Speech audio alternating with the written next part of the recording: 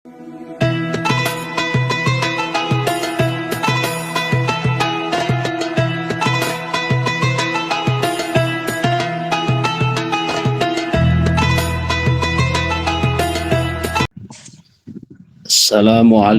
warahmatullahi wabarakatuh. Waalaikumsalam warahmatullahi wabarakatuh. Bismillahirrahmanirrahim. Alhamdulillahi rabbil alamin. Assalatu wassalamul atammanil akmalanil adwamanil mutalazimani ala qaidil ghurril muhajjalin wa ala alihi wa ashabihi wattabi'in wa man tabi'ahum bi ihsanin ila yaumiddin. Subhanaka la ilma lana illa ma 'allamtana innaka antal alimul hakim. Subhanaka la fahma lana illa ma fahamtana innaka antal jawadul karim. Rabbana iftah bainana wa baina qaumina bil haqqi wa anta khairul fatihin wa ba'd. Bismillahirrahmanirrahim.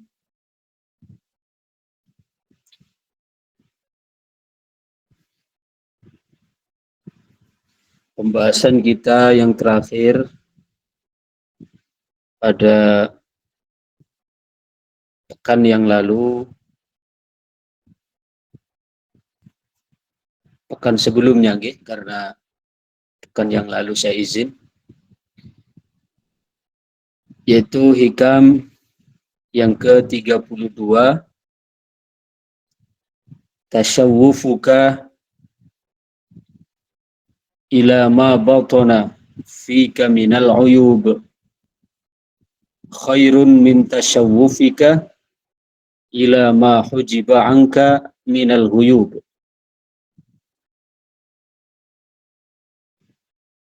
Keinginanmu untuk melihat, mengetahui hal-hal yang menjadi kekurangan-kekurangan, aib-aib yang ada di dalam dirimu, itu jauh lebih baik dibandingkan keinginanmu untuk mengetahui perkara-perkara yang samar, perkara-perkara yang tertutup dari hal-hal yang bersifat ghaib.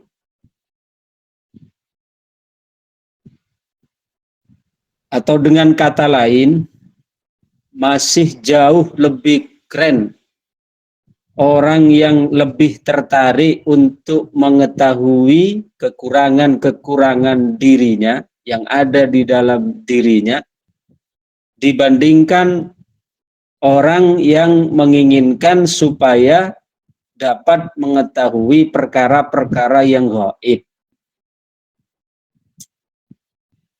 Jadi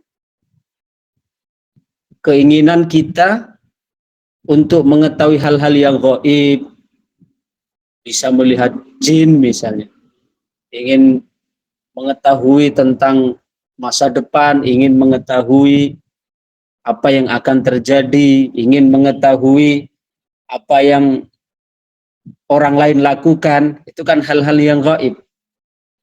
Keinginan kita seperti ini, kata Imam Ibnu Athaillah, masih jauh lebih, masih kalah jauh ya dengan orang yang keinginannya adalah untuk mengetahui kekurangan-kekurangan dirinya.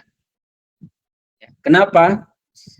Karena kalau keinginan untuk mengetahui aib-aib yang ada di dalam dirinya, kekurangan-kekurangan yang ada pada dirinya, itu adalah merupakan pintu awal untuk mengenal Allah Subhanahu wa ta'ala. Karena man arafa nafsah arafa rabbah. Barang siapa yang mengenal dirinya, maka dia mengenal Tuhannya. Barang siapa yang mengenal dirinya sebagai hamba yang penuh dosa, hamba yang lemah, hamba yang hina, maka akan mengenal Tuhannya yang maha mulia, yang maha agung, ya, yang maha penolong, yang maha pengayom. Jadi keinginan kita untuk mengetahui kekurangan-kekurangan, aib-aib yang ada di dalam diri kita jauh lebih baik dibandingkan keinginan kita untuk mengetahui hal-hal yang gaib.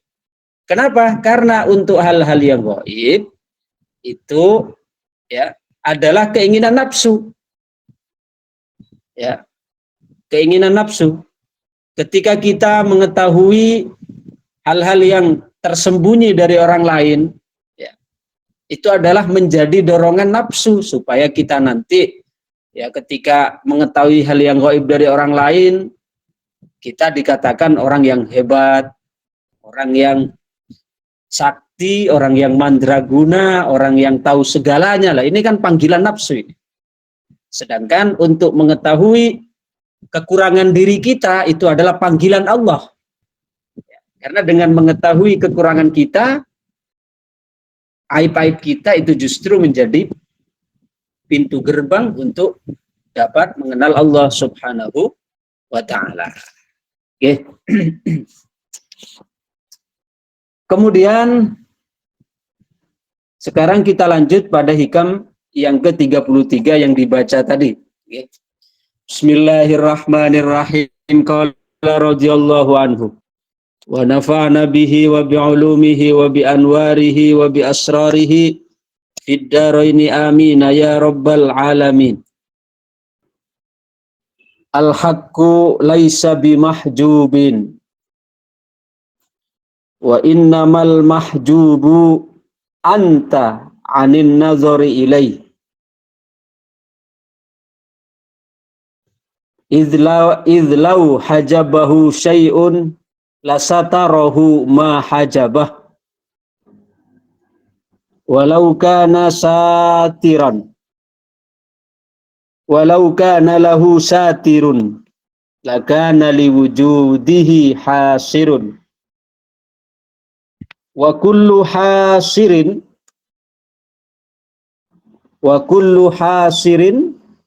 laisa lahu laisa wa kullu hasirin li syai'in fahuwa lahu qahirun wa huwal qahiru fawqa ibadi. Kata Ibnu Athaillah dalam hikam yang ke-33 ini, al-haqqu laisa bimahjub. Kebenaran al-haq, kalau dikatakan al-haq itu bisa berarti kebenaran, bisa juga berarti al-haq adalah Allah Subhanahu wa Ta'ala, karena Allah lah yang memiliki nama al-haq. Al-haq itu kan salah satu dari nama Allah. Al-haqqul wakil, al-qawiyul matin, al-waliyul hamid, al-muhsil mubdi'ul mu'id. Ya. Jadi masuk di dalam Asmaul Husna. Al-haq, yakni Allah Subhanahu wa Ta'ala, laisa bimahjub. Allah tidaklah termahjub. Allah tidaklah terhalangi. Allah tidaklah tertutupi. Ya. Wa innamal mahjubu anta anin nadhari ilaih. Tetapi yang terhijab itu, yang terhalangi itu kamu untuk melihat kepada Allah. Kalau Allah tidak ada yang menghalangi. Kalau Allah tidak ada yang menghalangi. Artinya sekalipun orang mengingkari dengan wujud Allah, sebenarnya bukan Allah yang menghijab, bukan Allah yang menghalangi dirinya untuk dikenal, tapi kitalah yang terhalangi untuk dapat mengenal Dia. Ya. Salah satu contoh, keberadaan Allah itu sudah sangat jelas. Ya. Bagaimana tidak, sedangkan seluruh alam semesta ini semuanya tidak ada yang dapat tegak kecuali dengan Allah. Ya. Makanya sifatnya makhluk adalah ihtiyajuhu li ghairi, butuh dengan yang lain, yaitu butuh dengan Allah. Kalau Allah kan sifatnya apa? Qiyamuhu binafsi. Ya. Kalau Allah sifatnya qiyamuhu binafsi, Allah berdiri sendiri. Kalau dikatakan berdiri sendiri maknanya apa? Maknanya tidak butuh dengan apapun, tidak butuh dengan siapapun. Ya, tidak butuh dengan apapun, tidak butuh dengan siapapun. Itu kalau Allah sifatnya qiyamuhu binafsi. Allah memiliki sifat qiyamuhu binafsi. Allah memiliki sifat berdiri sendiri. Sedangkan makhluk itu tidak punya sifat qiyamuhu binafsi. Sifat qiyamuhu binafsi, berdiri sendiri, itu hanya ada pada Allah. Hanya menjadi milik Allah, tidak menjadi milik kita sebagai makhluk. Kita sebagai makhluk, sifatnya adalah ihtiyajuhu li ghairi. Ya, ihtiyajuhu li ghairi, butuh dengan selainnya. Artinya kita ini, untuk memenuhi kebutuhan kita, entah itu bernafas, entah itu makan, entah itu minum, ya, entah itu pakaian, entah itu tempat tinggal, entah itu pasangan, tetap membutuhkan orang lain. Ya. Orang lain pun dia tidak bisa memenuhi keinginannya, tidak bisa memenuhi kebutuhannya sendiri, tapi bergantung kepada, ya, bergantung kepada Allah Subhanahu wa Ta'ala. Walaupun seorang dokter yang setiap hari pasien dia ramai didatangi pasien yang ingin berobat, tapi dokter itu sendiri tidak ada jaminan dia akan mampu untuk menyembuhkan penyakit, bahkan berkaitan dengan penyakit yang dia derita sendiri. Gitu. Ada dokter spesialis jantung, tapi ada juga justru dokter yang spesialis jantung, malah dia justru terkena serangan jantung. Ada dokter spesialis, ya, ada dokter spesialis kandungan, dokter spesialis kandungan, tapi justru dia sendiri, dia tidak punya keturunan. Paham gitu? Artinya apa? Bahwa dia sebenarnya walaupun dia di puncak karir, orang yang ahli sekalipun, tapi tetap tidak punya kekuasaan, tidak punya kemampuan untuk menentukan, ya, hasil atau untuk menentukan kompas kehidupan ini sesuai dengan yang dia inginkan. Berarti dengan begitu kan ada kekuatan yang absolut di dalamnya, yaitu kekuatan Allah Subhanahu wa Ta'ala. Ya, maka al-haqqu laisa bimahjub. Al-haqqu laisa bimahjub. Allah itu tidak terhalangi. Ya. Matahari itu tetaplah matahari. Biarpun orang-orang yang sakit mata, dia mengingkari keberadaannya. Asyamsu syamsun wa illam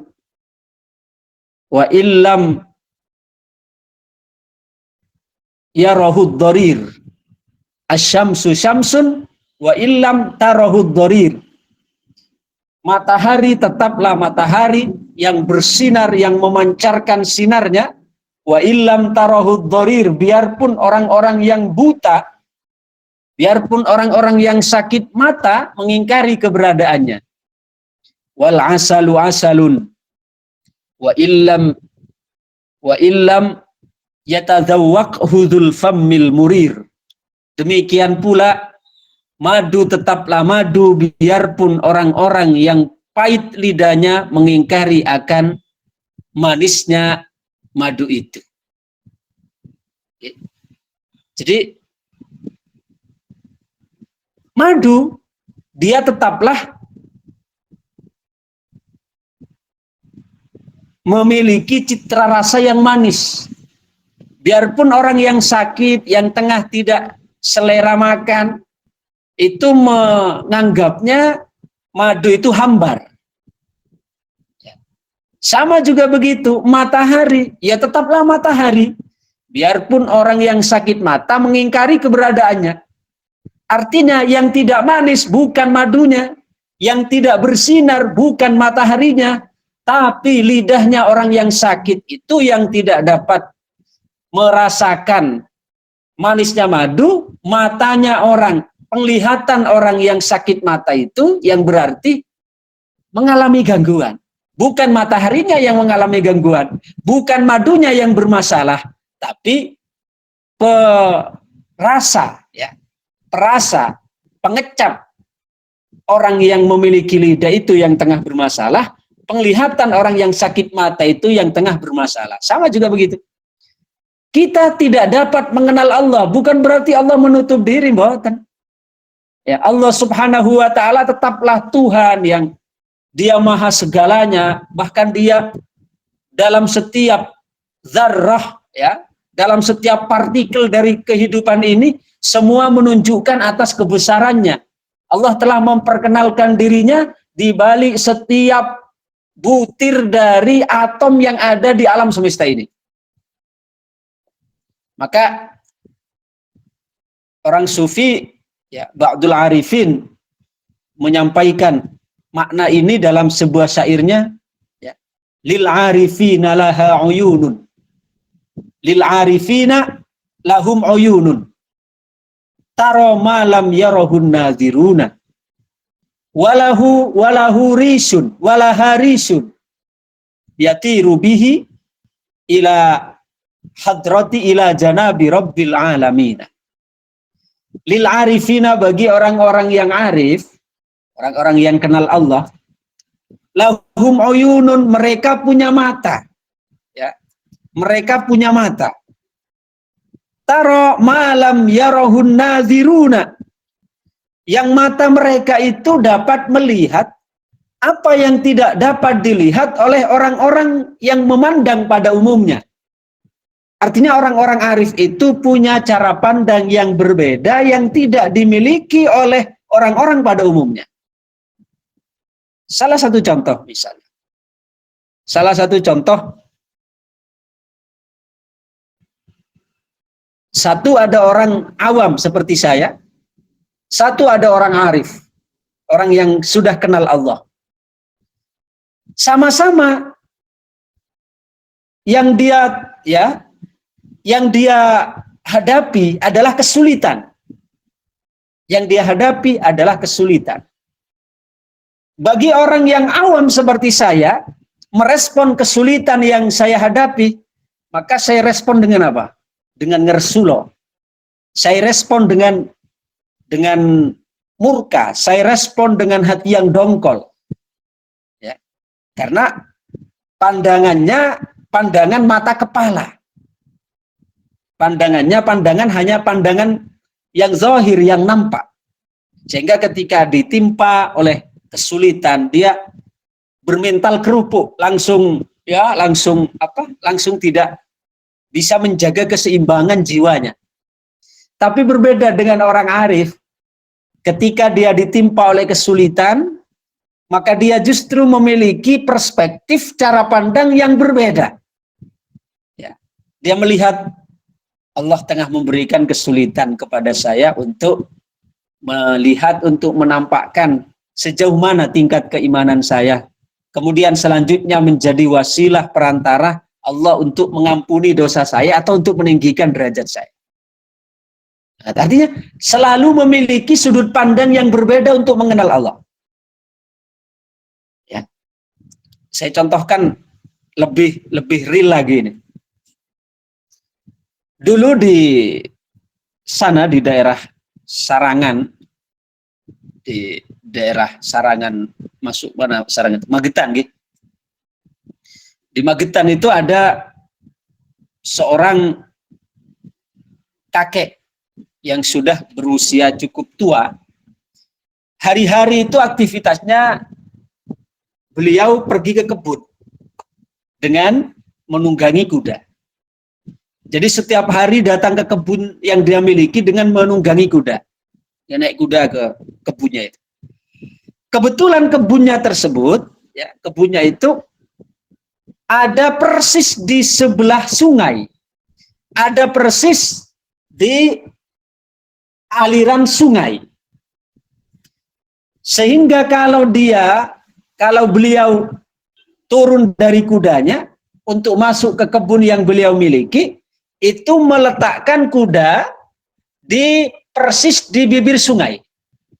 Jadi kudanya itu diikat di bibir sungai, ya, lalu beliaunya masuk ke dalam kebun yang cukup luas. Secara zahir orang ini dia tidak memiliki background pendidikan tinggi, lama mondok misalnya, ya pernah ngaji, bahkan hanya ngaji kampungan. Tapi karena ngajinya ini mendalam, pemahamannya sangat masuk ke dalam hatinya, sehingga biarpun kelihatannya ilmunya tidak banyak, tapi pengamalannya itu actionnya yang lebih banyak. Ya, kita lihat orang-orang dulu, kalau dari segi keilmuan, kalah cerdas dengan orang sekarang. Cuma orang sekarang kalah manfaat dengan orang dulu, dengan orang-orang kuno dulu. Padahal dulu kita ketahui bagaimana fasilitas pembelajaran itu sungguh sangat terbatas.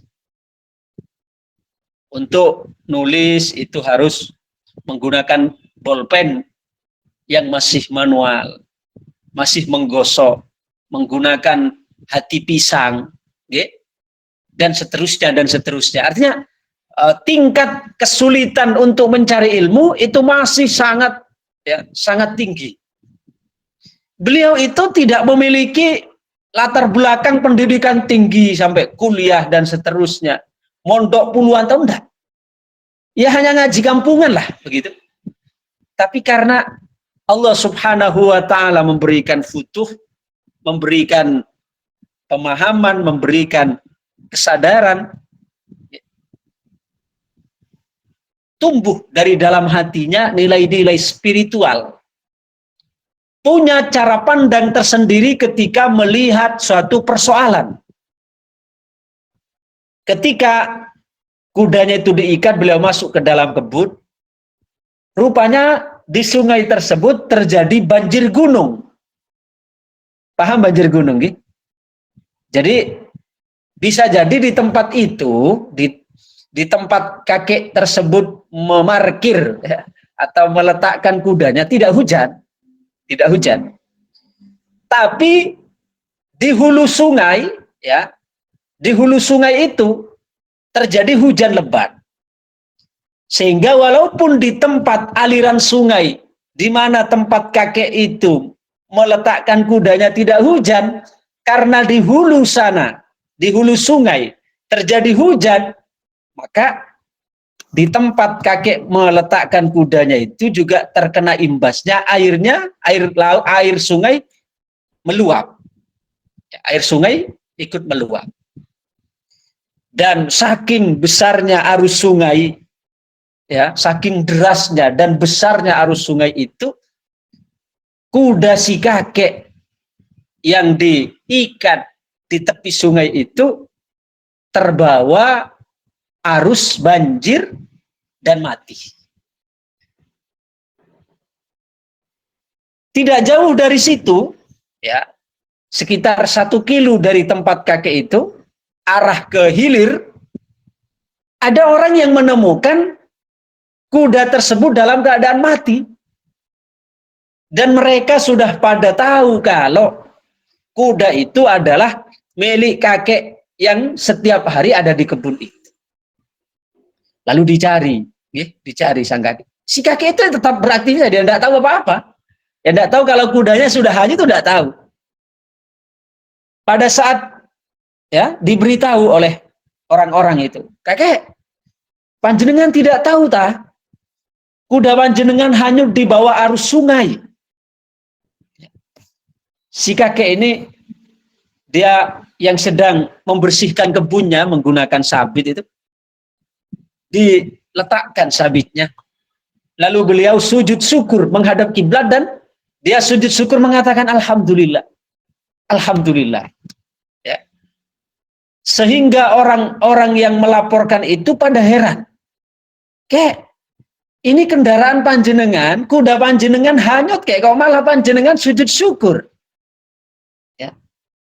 Padahal kakek itu harus jalan kaki berkilo-kilometer untuk sampai ke rumahnya karena kendaraannya hanyut. Apa dia mengatakan? Iya, saya sujud syukur, saya tidak keliru dengar. Saya sujud syukur karena saya merasakan bagaimana kasih sayang Allah kepada saya. Untung ketika banjir menyeret kuda saya yang sedang saya ikat di pinggir sungai, untungnya saya tidak sedang menungganginya. Coba seandainya aku sedang menungganginya, maka aku akan ikut hilang, akan ikut terseret oleh banjir yang membawa kudaku. Coba, kok masih terfikir ke sana? Ya, karena memiliki sudut pandang yang berbeda, yang tidak dapat dijangkau oleh orang-orang pada umumnya. Kalau sekelas saya, kan fokusnya pasti kepada kerugian, toh. Pada kerugian kuda yang hanyut dibawa oleh arus sungai. Tapi beliau orang arif ini tidak. Beliau memiliki sudut pandang yang berbeda dengan kebanyakan orang. Dia melihat nikmat yang masih ada pada dirinya, walaupun kudanya sebagai kendaraan hanyut, tapi dia masih merasa bahwa nikmat yang Allah berikan kepada dirinya tidak terputus. Buktinya dirinya masih diberi hidup, dirinya masih diberi kesempatan bernafas, dirinya masih dijadikan orang yang beriman. Lah ini yang dikatakan lil arifina, ya, qulubul arifina laha uyunun. Mata hati orang-orang yang arif itu hati orang-orang arif memiliki mata yang dapat melihat apa yang tidak dapat dilihat oleh orang-orang pada umumnya. Orang pada umumnya melihat ini sebagai musibah, ya. Fokusnya hanya lihat pada musibahnya, tapi untuk orang arif enggak. Dia justru tidak hanya fokus pada musibahnya, tapi dia masih melihat nikmat yang ada di belakangnya, yang masih Allah berikan kepadanya. Wala harisun. Demikian juga hati orang yang arif ini diibaratkan seperti burung yang memiliki bulu, sayap. Sebagaimana burung memiliki sayap dapat terbang ke sana kemari, demikian juga hatinya orang arif, wala harisun, memiliki bulu. Yatiru bihi, yang dengan bulu itu, dengan sayap itu terbang ila janabi rabbil alaminah, menuju kepada Allah Subhanahu wa taala. Artinya ruhaninya itu senantiasa memiliki kesadaran, memiliki peningkatan untuk terus berbenah kepada yang lebih baik, bahkan kepada yang paling baik, ya, dengan disimbolkan seperti burung yang memiliki sayap, yang memiliki bulu, yang dapat kesana kemari untuk berjalan melihat keagungan Allah Subhanahu wa taala. Ini adalah bagaimana orang yang arif itu dapat mengenali kebesaran keagungan Allah di balik setiap peristiwa dan kejadian. Jadi sebenarnya Allah itu tidak terhalang. Allah itu tidak menutup dirinya untuk dikenal. Bahkan saking banyaknya, saking terangnya, kita kadang menjadi silau. Coba semua yang semua yang kita lihat, semua yang kita dengar, semua yang kita rasa, itu semua menunjukkan kebesaran Allah. Nah, cuma saking terangnya, saking jelasnya itu sebagai kebesaran Allah, kadang-kadang kita silau. Kadang-kadang kita silau. Saking silaunya kita tidak dapat melihat. Coba kita saja kalau mata kita tersorot oleh lampu yang kuat, kita kan silau, tidak bisa melihat apa-apa yang ada di depan kita. Ya, tidak dapat melihat. Nah, saking terangnya ayat-ayat Allah yang ada di sekeliling kita, Bahkan yang menempel di tubuh kita, bagaimana mata kita kok bisa melihat? Coba. Bisa menjangkau satu yang jauh, padahal hanya kelopak kecil, kok bisa menjangkau? Bagaimana telinga didesain, bagaimana oleh Allah kok bisa menangkap suara? Bagaimana lidah kok bisa coba hanya sekedar daging, kok bisa untuk berbolak-balik, bisa untuk mengeluarkan suara, bisa untuk bicara? Itu semua kan menunjukkan kepada kebesaran Allah yang Allah Subhanahu wa taala tidak menghijab dirinya untuk dikenal. Tapi kitalah yang terhijab, kitalah yang terhalang karena ada hawa nafsu di situ. Walau kana lahu satirun, karena seandainya Allah itu tertutup, ya. Walau kana lahu satirun lakana liwujudihi hasirun. Karena jika ada yang menghalangi, yang menutupi Allah, maka berarti keberadaan eksistensi Allah itu bersifat hasir. Hasir apa? Terbatas. Sedangkan Allah Subhanahu wa taala tidak terbatas, tidak terikat oleh apapun, oleh siapapun. Beda dengan kita. Kita ketika ada di dalam suatu tempat, di dalam suatu waktu, keadaan, hal, kita terikat. Ya, kita terikat. Ketika saya ada di ruang tengah, di ruang tamu, maka saya tidak bisa menembus apa yang ada di dalam kamar. Gitu. Pandangan saya sudah terhalang, sudah terhijab. Maka kita adalah makhluk yang hasir, tapi Allah Subhanahu wa taala tidak terbatas. Seandainya Allah itu menutup, ya, maka berarti keberadaannya itu hasir. Keberadaannya itu terbatasi. Wa kullu hasirin li syai'in fahuwa lahu qahir. Sedangkan yang membatasi sesuatu yang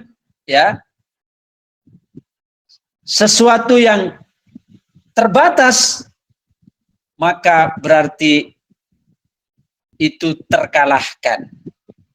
Sedangkan Allah Subhanahu wa taala tidak terkalahkan, tapi Allah yang mengalahkan semuanya.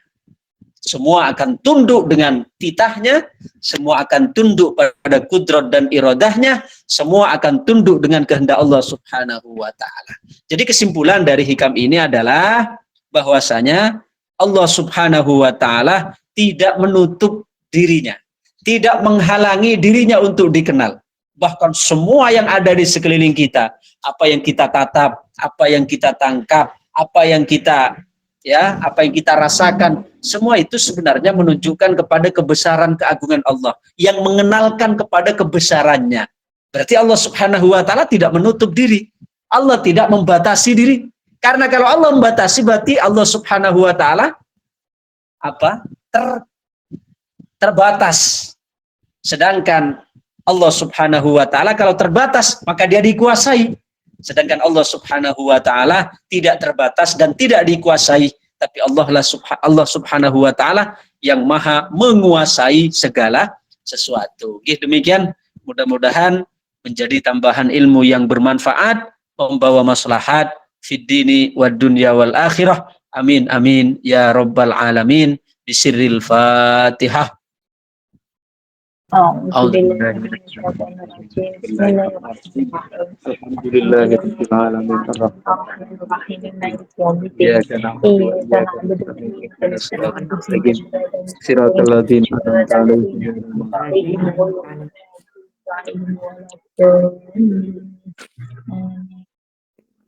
Allahumma salli wa sallim wa barik ala sayyidina Muhammad wa ala alihi wa sahbihi. Alhamdulillahirabbil alamin hamdan yuwaffi ni'amahu wa yukafi'u mazidah. Ya Rabbana lakal hamdu kama yanbaghi li jalali wajhika wa 'azimi sultanik. Allahumma salli salatan tunjina biha min jamil ahwali wal afat wa taqdi lana biha jamil hajat wa tutahhiruna biha min jamil sayyi'at.